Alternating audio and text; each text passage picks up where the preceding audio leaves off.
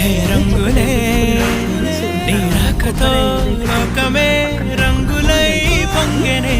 బాగా ఫ్రై చేసుకోవాలి. కొబ్బరి ఎక్కువగా ఏమి ఫ్రై చేయాల్సిన అవసరం లేదు. స్నేహమే మెల్లగా గీతలే దాటెనే. కాలమే సాక్షిగా అంతరాలు చెరిగే. మనం కోరుకుంటే ఎంత బాగుంది.